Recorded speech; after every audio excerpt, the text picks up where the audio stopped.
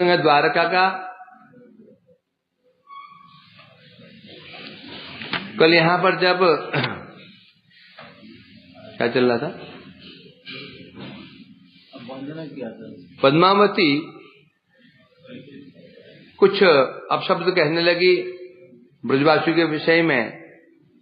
कृष्ण ने श्रुतम अपि अश्रुतम, सुनते हुए भी अनसुना कर दिया, और अनसुना करके अजानन्नी वो पप्रच्छ, जैसे उनको पता ही नहीं है कि मुझे क्या करना है, मुझे क्या करना है, जब उनको ज्ञान ही नहीं है इसका। शोक के वेग में डूब करके उद्धवम पप्रच्छ, उद्धव से पूछा। क्या पूछा? भगवान उवाच भो विद्वद्वर तत्रात्य अखिलाभिप्राय विद भवान तेषाम अभीष्ट किम तन्मे कथयतु अति अवलंबितम। भगवान कह रहे हैं, हे उद्धव जी, विद्वद वर, विद्वानों में सर्वश्रेष्ठ हे उद्धव जी, तत्रत्य अखिल अभिप्राय विद भगवान, आप तत्रत्य में होता है ब्रजवासियों के का जो अभिप्राय है, उनकी जो इच्छाएं हैं, अभिलाषाएं हैं, आप उन्हें भली भांति जानते हैं। तीसरा अभिष्टम, उनकी इच्छा क्या है, क्या चाहते हैं वो, क्योंकि आप वहां रहे हैं, क्या उनकी अवस्था है। 6 महीने रहे आप, 6 महीने बहुत होते हैं, आप जी विद्वान व्यक्ति के लिए बहुत होते हैं। इसे तन में कथयतु अविलंबितम, बिना देर किए शीघ्र में बताओ कि उनका अभीष्ट क्या है, जो शीघ्र बताओ। टीका में कह रहे हैं, विद्वद्वर, विद्वानों में सर्वश्रेष्ठ उद्धव जी, यहां पर ये संबोधन क्यों किया, विद्वद्वर, ये संबोधन क्यों किया? क्योंकि तुम विद्वानों में सर्वश्रेष्ठ, अतः विद्वान किसे कहते हैं? अन्य व्यक्ति के हृदय के भावों को जान जाए, कहने से पहले। पंडित विद्वान लक्षण क्या होते हैं? सामने वाले व्यक्ति क्या कह रहा है, कहा नहीं है, हाव भावों से समझ जाए, उसे कहते हैं विद्वान। मूर्ख होता है, बोलने पर भी नहीं समझता क्या कह रहे हैं। एक होता है, 3 सेवक होते हैं। एक सेवक वो होता है जो बिना बोले ही गुरु वैष्णव के भावों को समझ जाए, सेवा करते। दूसरा वो होता है बताने पर करता है। तीसरा बताने पर बोलता है बाद में कर लूंगा, बाद में कर लूंगा, स्थिति है, होता नहीं। एक तो होता है जो बताए बिना ही कर देता है, उसे कहे वो है अंतरंग। जब गुरु जी का अंतरंग कौन होता है? हृदय। साधवो हृदय मह्यम, जब तक वो सेवक अपने शिव का अंतरंग हृदय न बन जाए, क्योंकि भाव प्रकाशित कहां होते हैं? हृदय में। हृदगत भाव, हृदय भाव कहां से निकलते हैं? हृदय से निकलते हैं, और वहीं बैठा हुआ है वो है। कोई कानून निकलता है संसद में, तो संसद बैठा हुआ व्यक्ति बैठा हुआ है, वहां जो पारित हो रहा है वो जानता भली बात, नहीं जानता है कि क्या क्या प्रस्ताव बाहर निकले में। अभी तो आने में 2 दिन महीने लग जाएंगे बाहर निकलने में, और पहले ही प्रकाशित कर देता है ये होने वाला है। क्यों? वहां बैठा है वो। तो भगवान जो शिव भगवान गुरु वैष्णव होते हैं, उनके हृदय में जो उनके अंतरंग बन जाते हैं, उनके भावों को समझ जाते हैं, इच्छाओं को समझ जाते हैं। इसलिए फिर बताने की जरूरत नहीं पड़ती उनकी। नहीं, सच्ची बहुत सारे लोग सुना करता है कि गुरु वैष्णव के आदेश अनुसार जो सेवा की गई वही सर्वश्रेष्ठ सेवा है, वही सेवा है, इसी का बयान हुआ बस। तो फिर आप कह रहे हैं बिना आदेश अनुसार यार 3 कोटि बताई गई ना। एक तो उत्तम कोटि है, उसको तो बताने की जरूरत ही नहीं है, वह तो भावों को समझ के सेवा कर लेता है, उसको बोलने जरूरत ही नहीं, तो भावों को जान करके ही सेवा कर लेता है। दूसरा व्यक्ति है उसको बताना पड़ता है, वो उसको बोलना पड़ेगा मेरी इच्छा है बेटा तो ऐसे करना चाहिए, करेगा। तीसरा, गुरुजी अभी थोड़ा घर बाहर धूप पड़ रही है, देर में कर दूं क्या, इमरजेंसी क्या, वो जल्दीबाजी में क्या, या फिर मैं कर ही नहीं पाऊंगा। यही सिस्टम है समाज में क्या चलता है। पहले एक समय था जब माता पिता गुरुजनों ने जो कह दिया संतान वो करती थी। घर में एक मुखिया होता था, मुखिया वो होते दादाजी। दादाजी ने कह दिया जो उनके सब चाचा ताऊ सब करते थे बिना कोई क्वेश्चन मार्क किए। समय था, फिर कुछ समय बदला, फिर क्या हुआ, विचार विमर्श, विचार करते हैं हम लोग। पहले कोई विचार नहीं, पहले होता था क्या, पिताजी ने कह दिया पुत्र अच्छा लगता लगे ना लगे कुछ करना है, कोई क्वेश्चन मार्क नहीं। फिर पूछते थे क्यों करें, विचार करके आपस में बैठ के पिताजी विचार कर लेते हैं क्या करना है। अच्छी बात थी, बुरी बात नहीं थी, अच्छी बात थी। पहली वाली भी अच्छी, पहली वाली में क्या दिखा गया था, क्या दिखा उसमें, क्या दिखा था, आदर। वो कई बार उसमें भी समस्या हो सकती थी कि जो जिसने आदेश दिया है वो इतना विज्ञ नहीं होता था कि हो सकता है ऐसा। दूसरा बोला अच्छा था ये, परंतु इसमें थोड़ा आदर का अभाव, क्योंकि अच्छा भी बुरा भी तरफ से।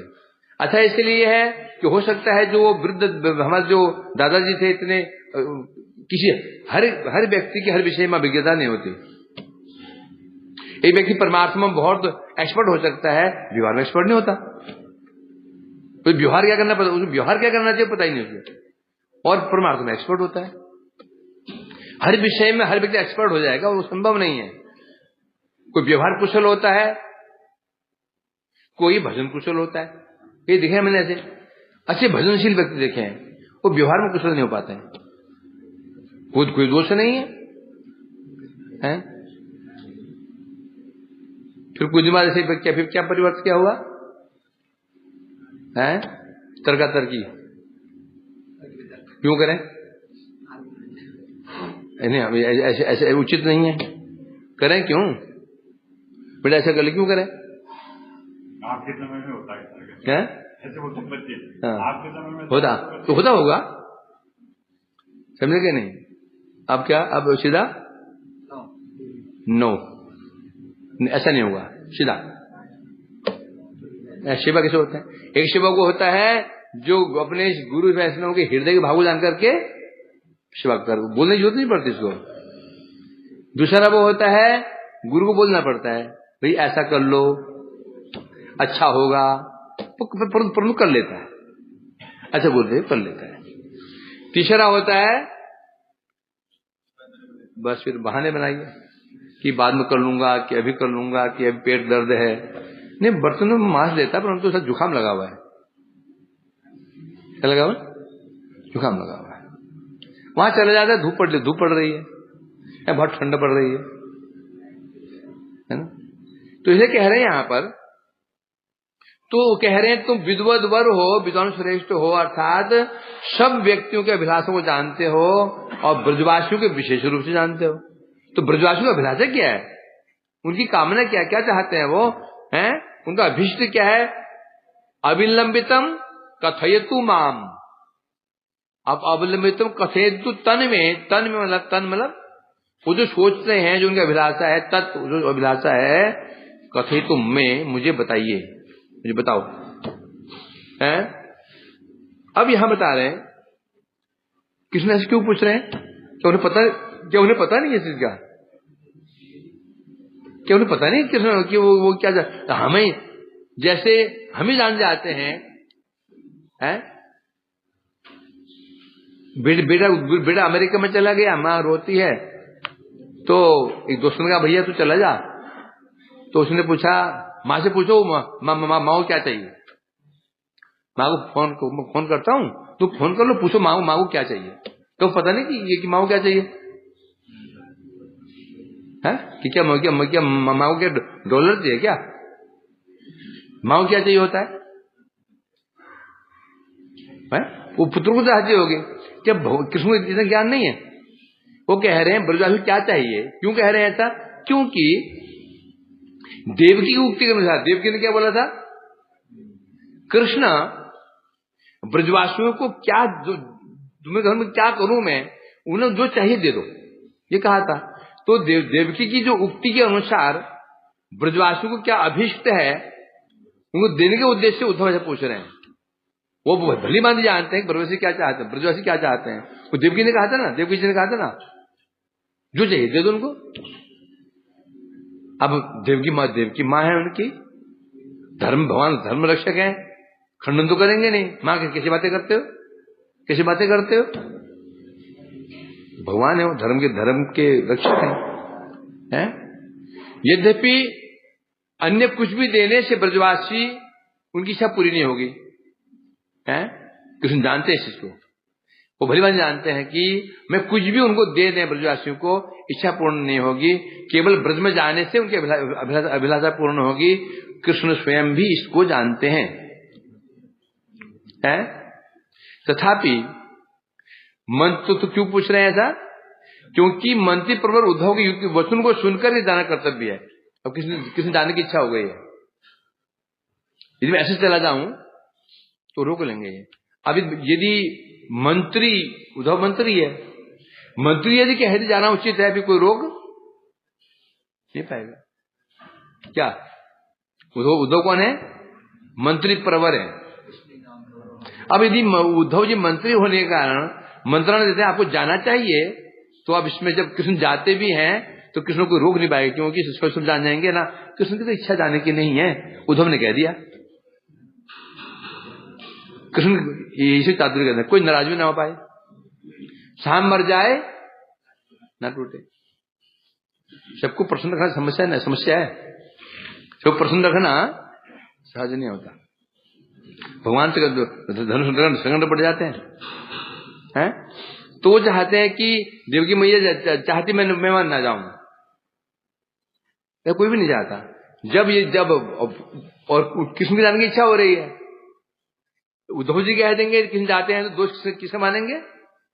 उद्धव कोसेंगे, बुद्धि नहीं थी, ऐसे मंत्रणा दे दी, कृष्ण बच जाएंगे। इसलिए बता रहे हैं यहां पर, फिर मुझे कोई भी यहां रोक पाने में समर्थ नहीं होगा। इसीलिए प्रश्न कर रहे हैं, उद्धव जी बताओ उन्हें क्या चाहिए? देवकी ने कहा धन चाहिए। बोलो धन चाहिए उनको, धन दे देते। तुम वहां गए, वहां के लोगों ने तुमसे क्या कहा, नंद बाबा ने क्या कहा और राधिका जी ने क्या कहा, इसमें मैंने क्या बताओ उनको बताओ क्या चाहिए इनको। इसीलिए बता रहे हैं।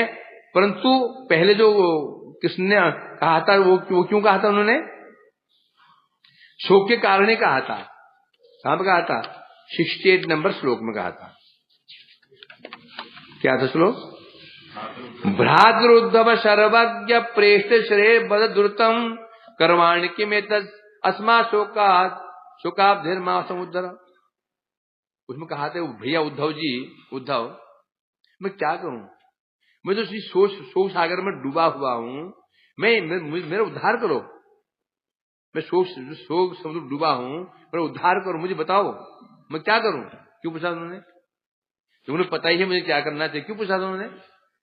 तो बता रहे हैं वो जो पूछा था वो था शोक आतुर होने का। होता क्या है, कई बार हम चीज जानते हैं परंतु अत्यधिक शोक हो जाता है, उस समय की करते हुए भूल जाते हैं, क्या करना चाहिए भूल जाते हैं। फिर उदाहरण, रसोई में कोई व्यक्ति काम कर रहा है, एक छोटा बच्चा काम कर रहा है, गैर आग लग गई, सिलेंडर बाहर रखा हुआ है, जो आग लगे ना मां भूल ही जाएगी मुझे क्या करना है, वो क्या करेगी, अंदर चली जाएगी। मैं सिलेंडर बंद कर दूं, बुद्धि काम नहीं करती समय, किंग कर्तव्य विमूढ़, मुझे क्या करना चाहिए बुद्धि हरण हो जाती है। जब अकस्मात ऐसी घटना घट जाती है उसमें आदमी सोच नहीं पाता मुझे करना क्या है। कुछ क्षण तो उसको समझ में नहीं क्या करूं मैं, जहां बहुत अधिक प्रेम हो तो वहां पर होता है। यदि प्रेम नहीं है तो फिर बुद्धि काम करे, नहीं मुझे सिलेंडर बंद कर देना चाहिए, है अंदर घुसना चाहिए, परंतु ढंग से घुसना चाहिए। मां सोचेगी, मां तो कूद पड़ेगी अंदर, बिना किसी प्रिकॉशन के घुस जाएगी वो।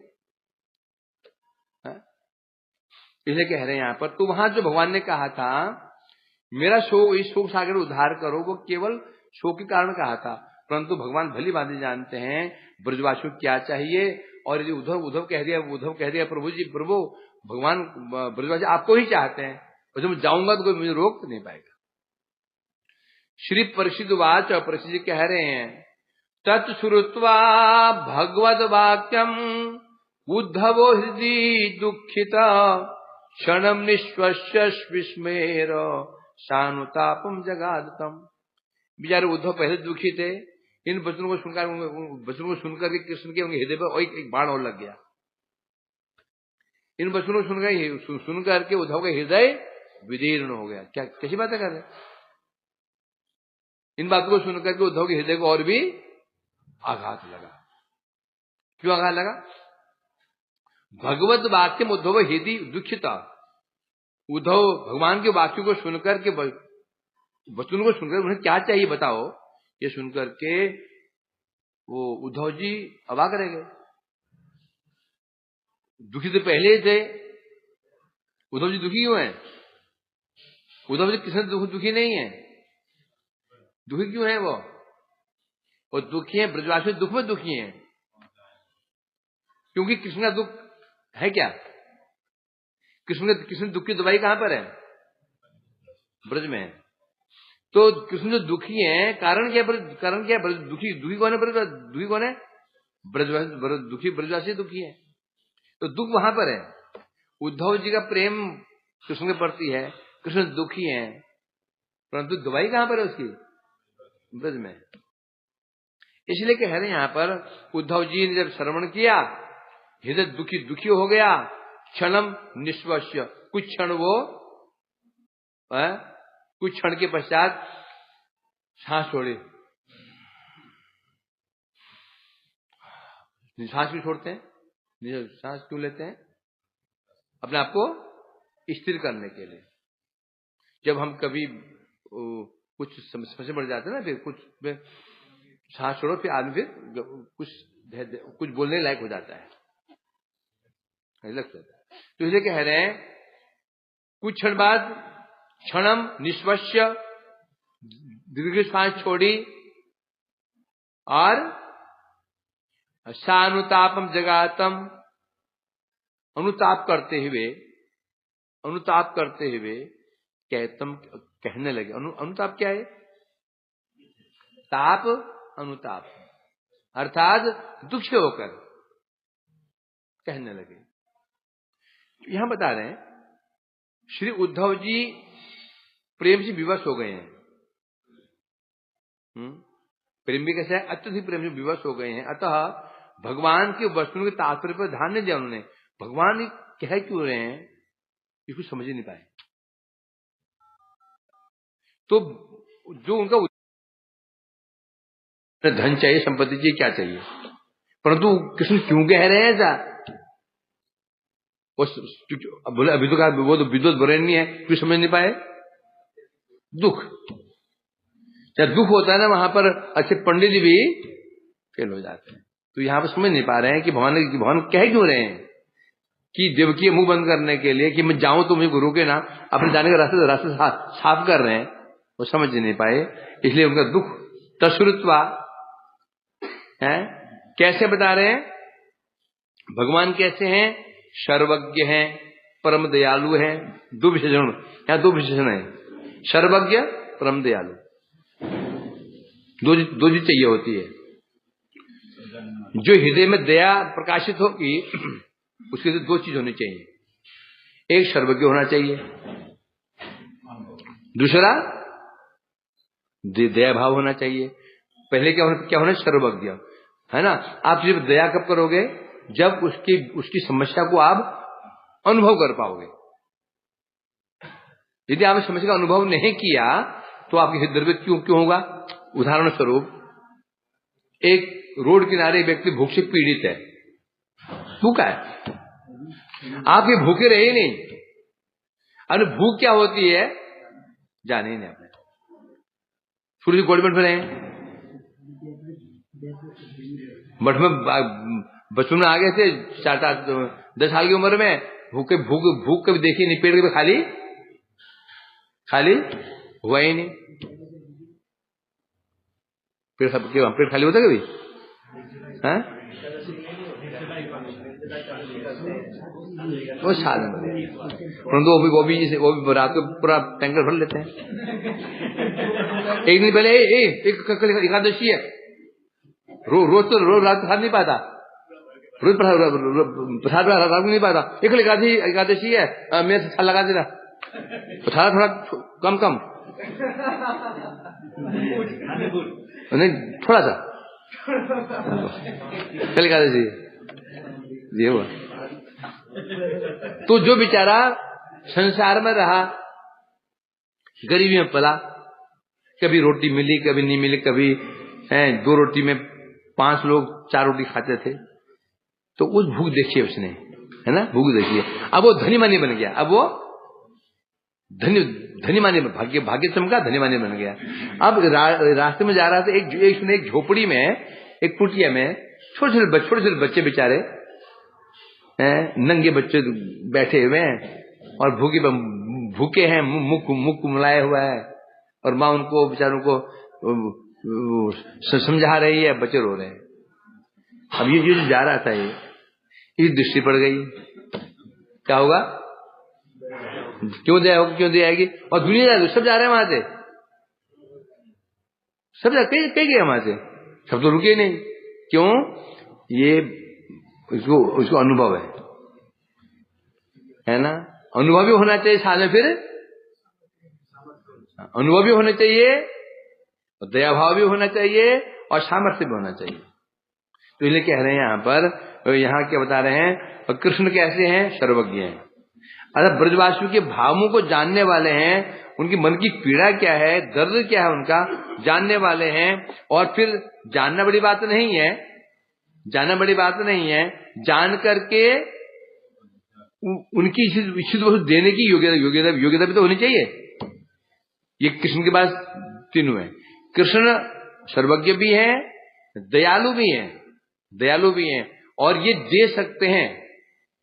एक तो अनुभव होना चाहिए, सामने वाले की पीड़ा का अनुभव होना चाहिए, अनुभव होने का अपने अंदर फिर दया भाव भी होना चाहिए, और फिर उसको भी जो समस्या समाधान करने की योग्यता भी होनी चाहिए।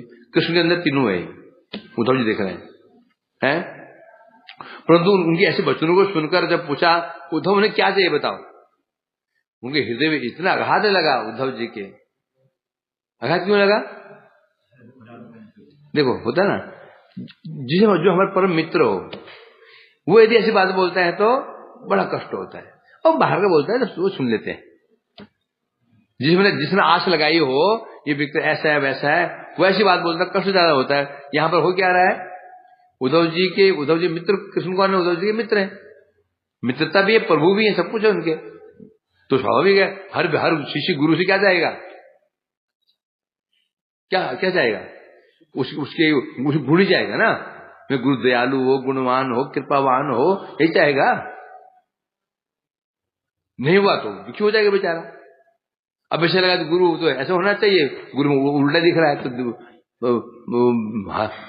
जो शिष्य का हो जाता है हतोत्साह हो जाते हैं। तो यहाँ उद्धव जी तो कृष्ण क्या माने बैठे हुए थे, है भी वो, परंतु आज ने क्या हो गया, तो उद्धव हृदय से बड़े दुखी हुए हैं, हृदय दुखिता, दुख होना एक बात है, ये दुख एक दुख होता है मन का, एक होता है दुख होता है हृदय का। मन का दुख क्षणिक होता है, मन का दुख क्षणिक होता है, वो जब तो वस्तु सामने है दुखी होता है, आगे चला जाता है वो दृश्य बदल जाता है ना? कोई खाने की इच्छा थी, खाने को नहीं मिला, मन दुखी हो गया, आगे बढ़े और मन कहीं और चला गया और दुख चला गया। परंतु दुखी किसी से है, दुख कैसा है, आंतरिक रूप से हृदय दुखी है उनका। अतः इन वचनों को उन्हें क्या माना? वंचना माना। अच्छा, ये वंचना कर रहे हैं, वंचना, ठगना, वंचना कर रहे हैं, किनके प्रति? ब्रजवासी को वंचना कर रहे हैं। क्या चाहिए उनको? प्रियजनों के प्रति ऐसे व्यवहार अनुमान कर वो विस्मित हो गई। बोले मैंने सोचा भी नहीं था कि मेरा मित्र ऐसा भी कठोर हृदय का हो सकता है, जो कठोर हृदय का हो सकता है। ब्रजवासियों की वंचना कर, ठग रहा है उनको, ठग रहे उनको। विस्मित कब होते हैं हम लोग? जो हमने कल्पना नहीं की होती वो यदि हो जाए तो हम आश्चर्य पड़ जाता है। उद्धव जी विस्मित हो गए, ये क्या कह रहे हैं? इसलिए क्षण भर की बात तो क्षण भर तो वो अवाक रह गए। क्या कहूं मैं? क्षण भर के बाद में जब फिर दीर्घ श्वास लिया, अपने आप को थोड़ा शांत किया, तब अनुताप करते हुए कहने लगे, श्रीमद उद्धव वाच न राजराजेश्वरता विभूतिर्न दिव्य वस्तु निचते अभवत् न कामयन्ते अन्यदपि किंचिदमुत्र च प्राप्त मृत्य भवंतम। तो बता रहे हैं, उद्धव जी कह रहे हैं, अच्छा आप जानना चाहते हैं वे लोग क्या चाहते हैं आपसे? सुनो, न राज राजेश्वरता, वे आपके राज राजेश्वरता को नहीं चाहते। जब राज राजेश्वर चक्रवर्ती सम्राट है, आपके इस राजपन को नहीं चाहते, नहीं चाहते हैं। विभूति न आपकी विभूति, आप जो विभूतियां हैं इनको चाहते हैं। दिव्य वस्तु नीचा, जो आपकी दिव्य वस्तु में है, सुधर्म सभा है, पारिजात जो चीज दिव्य वस्तु में है, इनको भी नहीं चाहते। न कामयन्ते अन्यत, न कामयन्ते अन्यत, अर्थात वे इस लोक की किसी भी वस्तु को नहीं चाहते। अन्यत मतलब पहले बताया आपके राज राजेश्वरता को नहीं चाहते हैं, फिर बताया दिव्य वस्तु को नहीं चाहते हैं। अन्यत मतलब जो कुछ भी जगत में हो सकता है, आपके पास जो कुछ भी आपके पास में है जागतिक वस्तु, उसे नहीं चाहते हैं। किंचित लेश मात्र भी नहीं चाहते हैं, परंतु एक चीज चाहते हैं, अमुत्र से प्राप्यते प्राप्य मृते भवंतम। ऋते भवंतम, ऋते माने बिना, आपके बिना वे कुछ भी नहीं चाहते। उन्हें केवल आप चाहिए, बस आपको छोड़कर उन्हें कुछ भी नहीं चाहिए। राज राजेश्वरता भी नहीं चाहिए, आपकी विभूतियां भी नहीं चाहिए, दिव्य वस्तुएं भी नहीं चाहिए। उनकी स्थिति है, क्या कह रहे हैं? टीका में कह रहे हैं, नंद महाराज ब्रजवासी आपसे चक्रवर्ती राजेश्वरता नहीं चाहते। वो चाहते कि अब राजेश्वर हैं, वो नहीं चाहते इसको, हैं विभूतियां भी नहीं चाहते हैं, और पारिजात आदि जो दिव्य वस्तु आपके पास स्वर्गीय वस्तुएं हैं, पारिजात सुधर्म सभा, उसको भी नहीं चाहते हैं। इसके अलावा लोक और परलोक की किसी भोग्य वस्तु कामना नहीं करते, बस ऋते भवंतम, आपके बिना उन्हें कुछ भी नहीं चाहिए, कोई अभिलाषा है ही नहीं उनको। कह दिया, अवधान प्रसादो अत्र क्रियता ज्ञापयामि यत् पश्चात विचार्य कर्तव्यम स्वयमेव यथोचितम। इसलिए कह रहे हैं, ज्ञापयामि यत्, मैं जो आपको ज्ञापन कर रहा हूं, ज्ञापन मैंने निवेदन कर रहा हूं, कह रहा हूं, मैं निवेदन कर रहा हूं। ज्ञापन मैं जो निवेदन कर रहा हूं, उनकी जो समस्या है निवेदन कर रहा हूं। अवधान प्रसाद हो, आप कृपा पूर्वक, अवधान मतलब सावधानिक पूर्वक उसको आप श्रवण करें, जो मैं कहने जा रहा हूं। अब पूछा है ना उन्हें क्या चाहिए, पूछा है ना, मैं कह रहा हूं, निवेदन कर रहा हूं, आप क्रियताम अवधान, आप उसको सावधानी से श्रवण कीजिए। पश्चात विचार्य, फिर विचार करना, कर्तव्यम स्वयमेव यथोचितम, विचार करके देखिए आपका कर्तव्य क्या है, फिर यथोचितम वैसे कीजिए। मैं भला क्या बोल सकता हूं, क्या करना है आपको? मैं तो केवल विचार दे सकता हूं, बस हो गया। जो मैं देख करके आया हूं वो यहां निवेदन कर सकता हूं, बाकी आप विचार करने में समर्थ है ही है, विचार कीजिए, वैसे कीजिए। टीका में कह रहे हैं, अब यह उद्धव जी ब्रजवासु की जो अभिलाषा है कृष्ण के सामने वर्णन कर रहे हैं। वो कह रहे हैं, जो कोई निवेदन कर रहा हूं आप सावधानी पूर्वक श्रवण करें उसको। सावधानी पूर्वक क्यों बोल रहे हैं यहाँ पर? क्यों बोल रहे हैं? विशेष बात है, सावधानी पूर्वक है। फिर स्वयं विचार करके जो उचित हो वो कीजिए, क्योंकि आप राजेश्वर है, आपका आदेश दूं, मैं मंत्री मात्र हूं। ये समझो यू इसमें एक भाव ही छिपा रह सकता है। जब आप उनके नहीं हुए तो फिर मैं अपना अधिकार कैसे जमाऊं? है कि नहीं? जब आप उनके ही नहीं हुए, इधर प्रेम उन्होंने किया, आप उनसे पराया व्यवहार कर रहे हैं, मैं आपको अधिकार जमा करके ना आप जाइए उधर, अब बोल रहे हैं कि क्यों जाऊं, तू कौन होता है? समस्या भी तो है ना? हम जब देखते हैं व्यक्ति कृतज्ञ है, उसको कुछ भी आदेश दे देते हैं। मैंने दिखाई जो ये सबका अनादर कर देता है, वहां जाओ, मैं नहीं जाऊंगा। अब मैं क्या बोलूं? मैं आदेश दूंगा इसको, डरूंगा, है ना? डरूंगा। तो ऐसे ना हो कि मुंह में जवाब दे, हम नहीं जाते हैं, समान अपने हाथ में। और उद्धव ये कहना चाहते हैं, जब वो ब्रजवासी है प्रिय, उनके साथ ऐसे व्यवहार कर रहे हैं आप, तो मैं तो कुछ भी नहीं हूं। मैं आपको आदेश कहां दिया जाता है? जहां पर अपना अधिकार समझा जाता है, वहां बोला जाता है। और अधिकार का कारण क्या होता है? प्रेम। जहां प्रेम जितना गाढ़ा होगा, अधिकार उतना। जब हम प्रेम करते हैं वो तो अधिकार जमाएंगे। पति पत्नी बहुत प्रेम करती है, अधिकार जमाएगी। पुत्र पे बहुत अधिकार जमाएगा, है? कुत्ता प्रेम करता है मालिक से, वो अधिकार जमाएगा। हर जगह के जा रहे हैं, गाड़ी पहले बैठ जाएगा। बाहर के जा रहे हैं, परिवार में बैठे नहीं, कुत्ता पहले बैठ गया गाड़ी में, जानता है अधिकार है,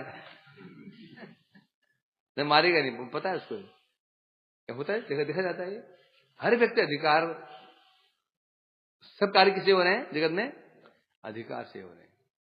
अधिकार के बाहर कुछ भी नहीं है। अच्छा काम हो, बुरा काम हो, पारमार्थिक काम हो, जागतिक काम हो, सब कार्य किसे हो रहे हैं? अधिकार से हो रहे हैं। इसलिए कह रहे हैं यहां पर, इसलिए कह रहे हैं, मैं क्या बोलूं, मैं तो बता रहा हूं आपको, आप विचार कीजिए, जो अच्छा हो आपको वही कीजिए। एक प्रकार में क्या है? ताना। जो आप करना, जो तुम्हें करना करो, जो करना करो। ये क्या है? ये एक प्रकार से ये गुस्सा, कुछ गुस्सा भी छिपा हुआ है। जो करना है बाबा, जो करना करो, फिर पिंड छोड़ो करो, बोलते हैं ना। कुछ गुस्से में आ गए हैं। क्यों आए? क्योंकि कारण क्या है? भक्ति मार्ग का सिद्धांत क्या है? संतुष्टि किसे देखनी है? भगवान की, भक्तों की? अनुकूल्यता होनी चाहिए किसके प्रति? भगवान के प्रति, भक्तों के प्रति? है भक्तों के प्रति होनी चाहिए। समझे क्या? नहीं, भक्तों प्रति अनुकूलता तो ठीक है, भगवान पर अनुकूलता होती है, पहले अनुकूलता भक्तों प्रति होनी चाहिए। तो उद्धव जी भक्त हैं, तो उन्हें अनुकूलता किसकी, किनके प्रति? ब्रजवासु प्रति। भाई एक जाति है ना भाई, कृष्ण है शिव जाति, उद्धव जी आश्रय जाति, ब्रजवासी आश्रय जाति। तो भाई एक जाति होगी नहीं हुई? प्रेम कहां होता है? एक जाति में होता है। आप कहां के जी? हम तो जी उड़ीसा के। आप कहां जी? हम उत्तराखंड के। आप कहां के जी? पंजाब के। होता नहीं है। तो उद्धव भी एक आश्रय जातीय वस्तु है और ब्रजवासी भी आश्रय जाती है, तो पीड़ा समझाती है। इसलिए उनका झुकाव है ब्रजवासी के प्रति, इसलिए उनका कुछ क्रोध भी है किसके प्रति? इसलिए कह रहे हैं यहां पर। तो अब यहां बता रहे हैं कि समस्या क्या है। पूर्वम नंदस्य संगत्या भवता प्रेषितानि ते भूषणादिने दृष्टवा कुचुर्मिथो मगना सुगम बुधो। तब उद्धव जी कह रहे हैं, अब सुनो, जो सुनना चाहते हो अब खुल के, अब तुम विस्तार में सुनो, फिर विचार कीजिए। पूर्व में आपने नंद महाराज के संगत्या नंद महाराज के द्वारा प्रेषितानी भूषण आदि ने, जो नंद महाराज के द्वारा आपने आभूषण भेजे थे, हैं? कब? कंसवध के पश्चात आपने नंद बाबू को बहुत सारा आभूषण दिए थे। बाबा आभूषण दीजिए, सबको पहना देना, सबको देना, आभूषण पहना देना, सब खुश कर दो। आभूषण दिए थे, प्रेषितानी थे।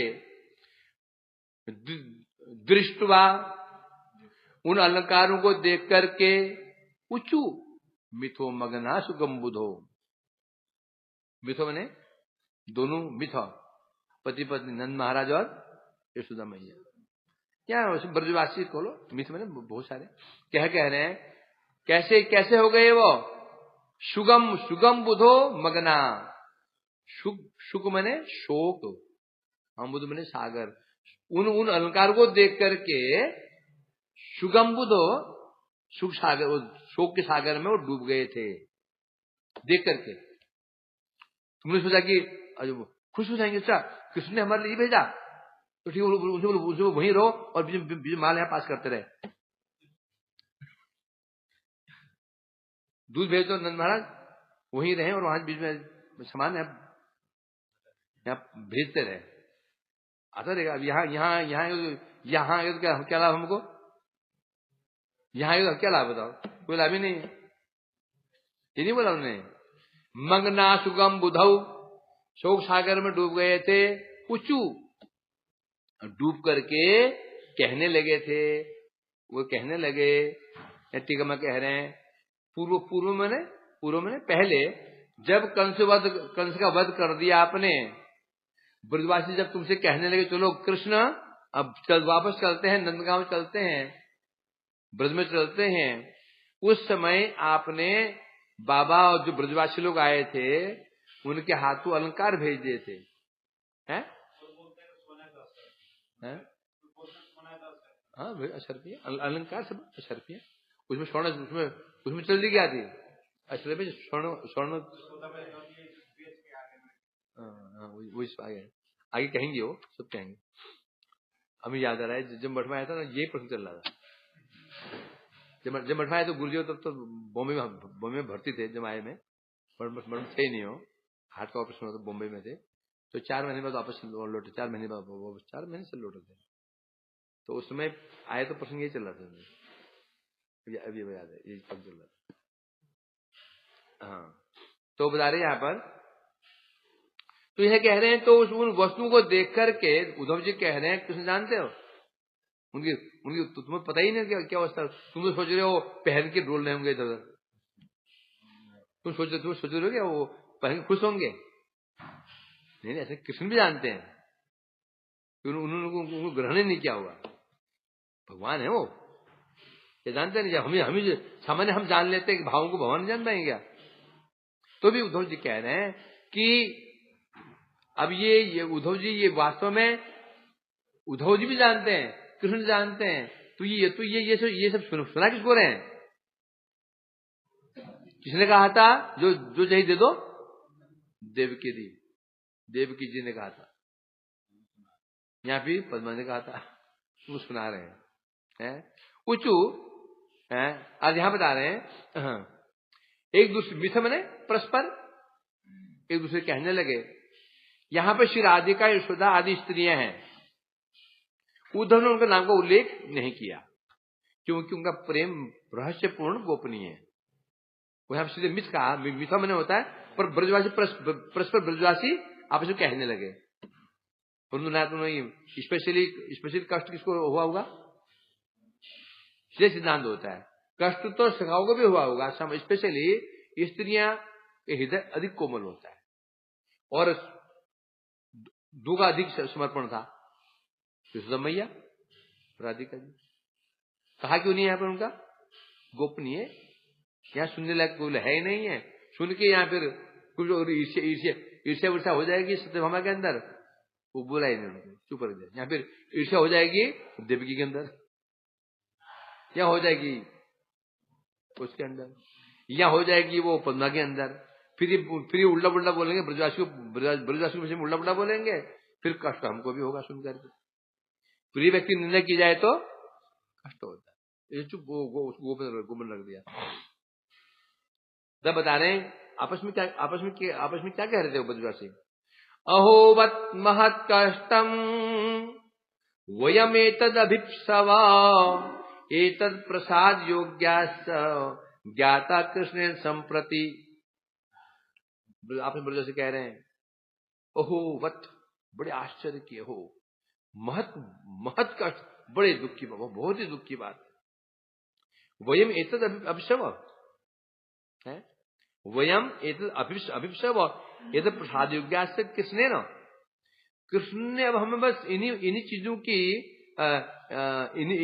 क्या किसने अब यही समझा है कि हमें यही चाहिए। कृष्णेन ज्ञाता संप्रति, अब कृष्ण यही समझ रहे हैं वयम एतद अभिप्सव, कि हमारी भी यही इच्छा है, अलंकार, सोना चांदी, आभूषण नहीं चाहिए। मतलब ये हुआ कि हम एतद प्रसाद योग्याश्च, अब हम कृष्ण की बस ऐसी कृपा के योग्य हो गए। कौन सी कृपा? अलंकार। बस हम इसी योग्य रह गया।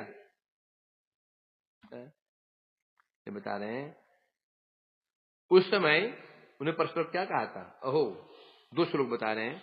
ये दुख की बात है। कृष्ण ने ये समझाया कि अब हम इन्हीं अलंकारों को चाहते हैं और हमें ऐसी कृपा के योग्य हैं। बस ये क्या कृपा, क्या योग्य है? हम सीधी बात है, जो अब कोई हमारी सेवा करता है हम जानते हैं क्या चाहिए इसको, हम बताइए स्वार्थ नहीं कर रहा, भाई रुपया दे दिया, पैसा दे दिया, उसी योग्य है। अब एक व्यक्ति तुम्हारी सेवा कर रहा है, उसको कोई कपड़ता नहीं है, धन नहीं चाहिए, पैसा कोई नहीं चाहिए, कुछ चाहिए नहीं उसको, और तुम वो दे रहे हो, तुमसे कैसा लगेगा? तुम्हारी बहुत सेवा करते हो, लो ये तुम पैसे रख लो, उसे तो क्या लगेगा? आघात लगेगा। वो तो निष्कपट सेवा कर रहा था, तुम वैष्णव मान की सेवा कर रहा था, और तुम उसको विनिमय में रुपया दे रहे हो, हैं? उसका मन खराब हो जाएगा। तो ब्रजवासी सोच रहे हैं कि कृष्ण हमें ये सोच रहे हैं कि हम धन के लोभी हैं, हैं? इसलिए बता रहे हैं यहां पर, अन्यथा वे ये अलंकार क्यों भेजते? यदि वे ऐसा नहीं समझते, इस अलंकार को भेजने का कारण क्या है? ये अलंकार हमारे किस काम के हैं?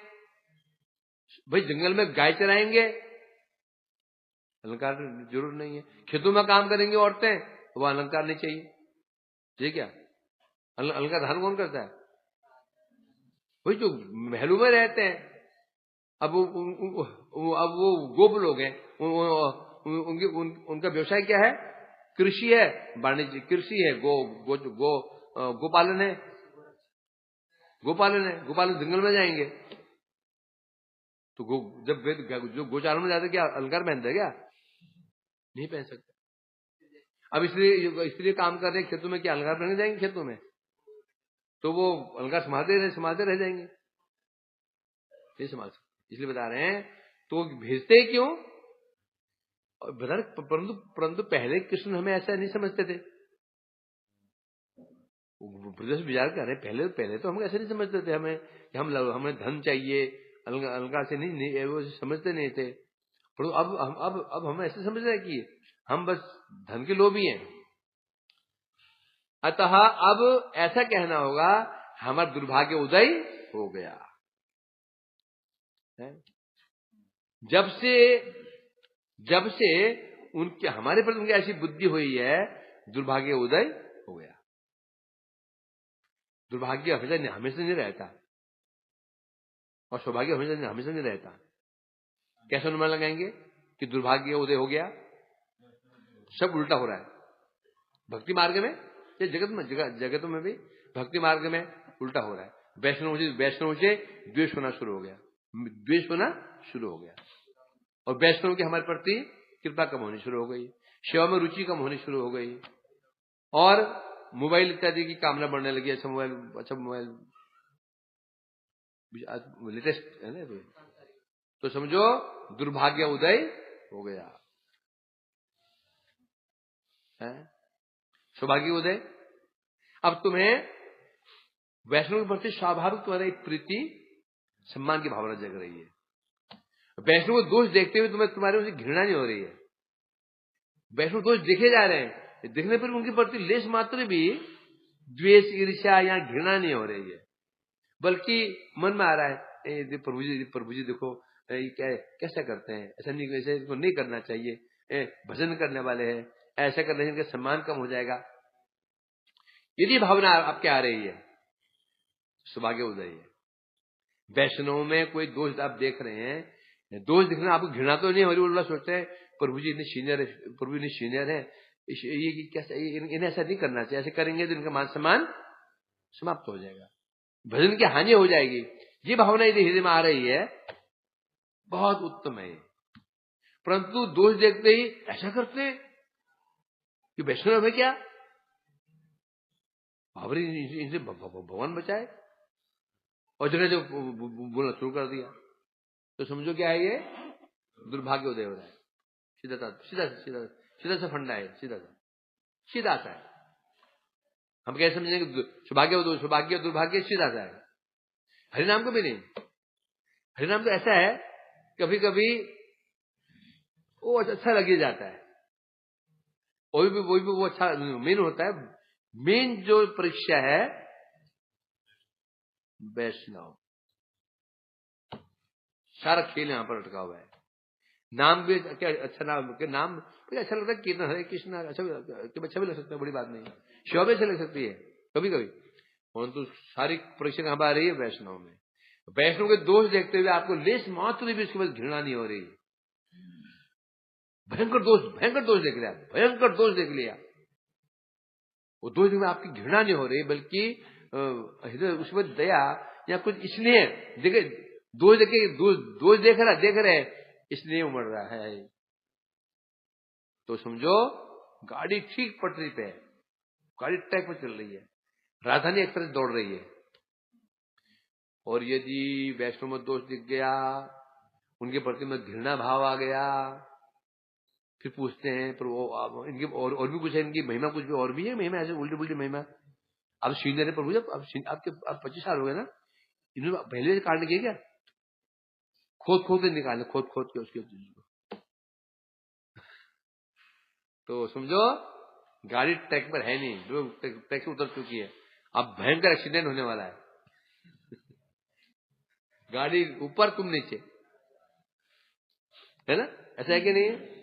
अब अपने को आजमाओ, क्या तुम्हें किसी वैष्णव में दोष देख करके क्या आपको उनके प्रति द्वेष, ईर्ष्या या घृणा या विरक्ति होती है?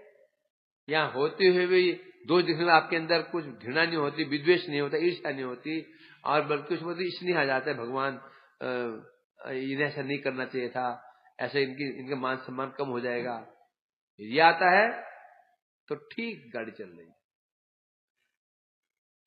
जिसका ऐसा हो रहा है महासौभाग्यवान है, उसको हमारा दंडोत प्रणाम। जिसका ऐसा नहीं हो रहा है उसके लिए हम शोक व्यक्त करते हैं, भगवान उनको सद्बुद्धि नहीं, बुद्धि नहीं, उनको ऐसी शक्ति प्रदान करे, इन चीजों सहन करने की शक्ति प्रदान करे। हैं? हाँ, कल नया साल भी है इसलिए कल से नया साल है, कल से नई शुरुआत है कि अब गांड मान लो, वैष्णव में दोष दिख भी जाएं, ये सोच कर कि यदि हमारा बड़ा भाई होता है घर में, उसमें दोष देखते तो हम दोष को ढक देते हैं। छोटे में दोष होता है तो मुझे द्वेष नहीं करते, घृणा नहीं करते हैं क्या? नहीं करते। तो ये भी तो है, सीनियर है तो मेरा बड़ा भाई है, जूनियर है छोटा भाई है। इतना जिसने भी समझ गए अपराध होने की संभावना 105% समाप्त। जिन समझ गए ये वैष्णव में गुरु भाई हैं, श्रेष्ठ मेरा श्रेष्ठ वैष्णव है, मेरा ज्येष्ठ भ्राता है, जो कनिष्ठ मेरा कनिष्ठ भ्राता है, ये समझ गए अपराध होने की संभावना 105% समाप्त। हाँ, वंशा कल्पतरुभ्यश्च कृपास्तुभयताना पावन। हरे कृष्णा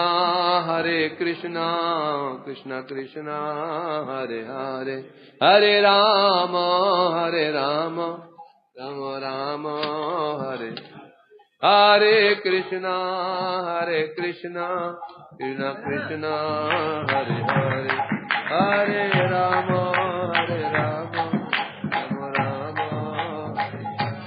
निताय गौर हरे गौर।